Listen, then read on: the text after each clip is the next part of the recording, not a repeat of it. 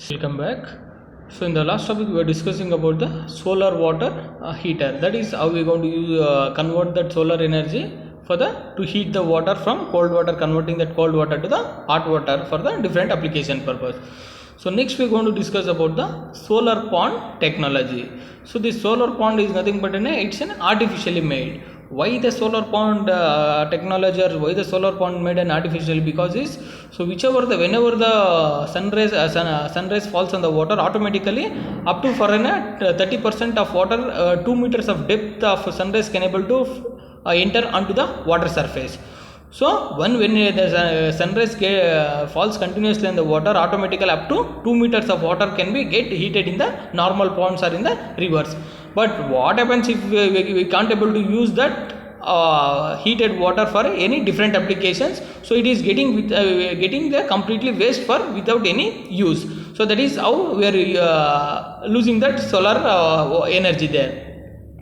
So in order to use that for a different applications of that hot water, so this technology has been made, or they created an artificially solar pond. So in order to use this hot water, which is the sunrays are falling on the water, which the water is getting heated, through that water further we can able to use or run the generators or turbines in order to generate the electricity. So in order to develop that electricity, they have made an artificially solar pond.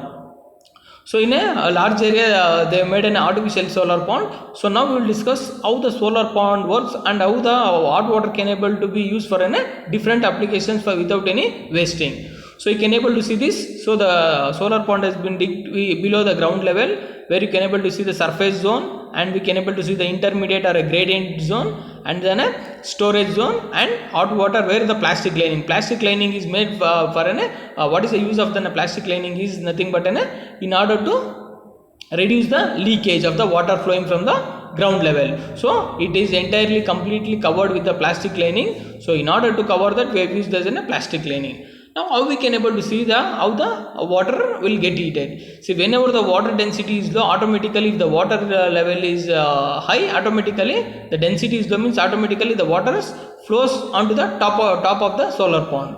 So whenever it is going onto the top of the solar pond, automatically the energy is getting wasted. In order to the water should be stay, the water has to be get heated, but the water has to be stay at the bottom of the pond only. So what happens when if you want to make the water should be in the bottom surface of the pond only? So then by using this artificial solar pond, they mix the salt or sodium chloride, or along with the sodium potassium along with the water. So what happens when the water is mixed with the sodium chloride or with the salt? Now the water becomes heavy. So because of that, waters get heavier, the more density, automatically the water cannot able to go above surface of the ground level. So now the water will be continuously staying at the below the ground surface level. But whenever the solar rays is falling, so the sunrays can able to fall around 2 meters of the depth of the water. So what happens below the 2 meters of that water, which is the water is present on the solar pond, automatically that water starts getting heated there. So now the continuous sunrays falls on the continuously on the water, automatically the water starts keep on heating. So now that water we can able to pump through some using some external sources. We can able to pump that water in order to use for different applications. For example, to run the turbines, or to run the small steam turbines in order to for any domestic purpose, or in order to generate the electricity. So this continuously we can able to increase or to generate the electricity. So now from one more point, we can able to supply the cold water to the lower surface of the pond, and which is what the hot water is generating, or how the hot water is getting. So that hot water we can able to use for different application purpose. So how the hot water will be stayed at the bottom of the surface is we have mixed the water along with the salt and the sodium chloride. So once the water becomes heavy, it cannot able to go up to the top surface of the pond. So this is a technology that has been adopted. Firstly, it is mainly adopted in the Gujarat. So it is having the around 2,700 square feet of a solar pond, which is the biggest artificially solar pond in India. So similarly, we can able to use this hot water for different applications, where mainly it is used for to generate to run the turbines, and it is used to run the to generate the electricity. So these how about the working of the solar pond. So you can able to see that. So it is mainly used the collection of as I told, we are going to mix the salt or sodium chloride, depends upon the water. So based on that water, it doesn't allows the water to come to the top surface of the solar pond. So because of that heaviness in the water stays at the bottom. So which is the water is getting heated, that water will be used for different applications. So these about the working principle of the artificial solar pond. So next we are going to discuss about the photovoltaic cell. So these about the, again by using the solar energy, how we going to generate the electricity. So this photovoltaic cell has a capacity of converting this directly solar energy to the electrical energy. So which is the energy is generating, directly we can use that energy at that particular condition itself only. So these about the how we can able to generate the electricity by using the photovoltaic cell. So this is a photovoltaic cell is made up of a material called as a silicon. So it will be having a 2 layers. It is made up of within 2 layers. One is what we call it as a p-type layer, and next one is about the n-type layer, that is positive type silicon and a negative type silicon, where it is covered with the positive electrode and that negative electrode.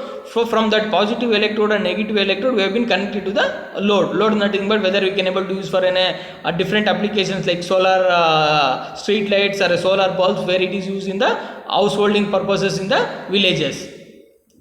Now how we can able to see that non-reflecting shield, where it has been attached with the 2 layers of a material called made up of with silicon, where it is doped with the full of impurities.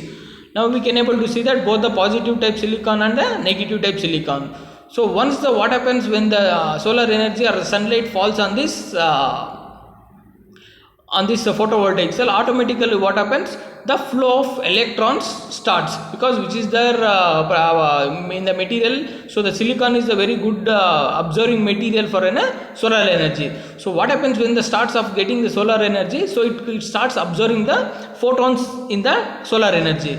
So once what happens when the photovoltaic cell starts absorbing the photons in the solar energy, automatically the electrons which is present on that energy starts flowing towards the p-type silicon, where which are the energies photons which is there, which starts flowing, or the electron starts flowing towards the positive sides. So always the electrons flows from negative to positive. So what happens when it starts keep on it starts absorbing up to the certain level. After that what happens, the electron starts moving from n-type to the p-type silicon, that is from negative side to the positive silicon. So what happens when this both the positive and negative starts electrons flowing, so where we can able to consecutive that electrons, and we can able to connect to the circuits. So by consecuting that electrons both from p-type and n-type, when we connect to the circuit, automatically that energy can be transformed to the, or we can directly that solar energy will be used for the electrical energy. So this is the number of photovoltaic cell, if we keep on increasing, depends upon that number of volts we can able to generate. The number of volts can be able to, more number of volts can able to generate the electricity by using this photovoltaic cell. If you keep on increasing the number of photovoltaic cells, the more amount of electricity can be generated. So when we consider that both the electrons from that, so when we going to connect to the circuit, automatically from that circuit we can able to use for a different application purpose like solar lights or a solar bulbs, where mainly it is used in the householding purposes in the normally in the villages. So these how we can able to use the solar energy in order to convert that solar energy directly to the electrical energy with the help of the photovoltaic cell. You can able to see solar energy can be directly converted to the electrical energy by the means of photovoltaic effect. So this is the mainly it is used with the help of the photovoltaic cell. So the device which is what we are using, which converts the sunlight to the electricity, known as with the help of the solar cells, and that by using the semiconductors, commonly it is used by the iron and cesium cells. So these about the working principle of the photovoltaic cell.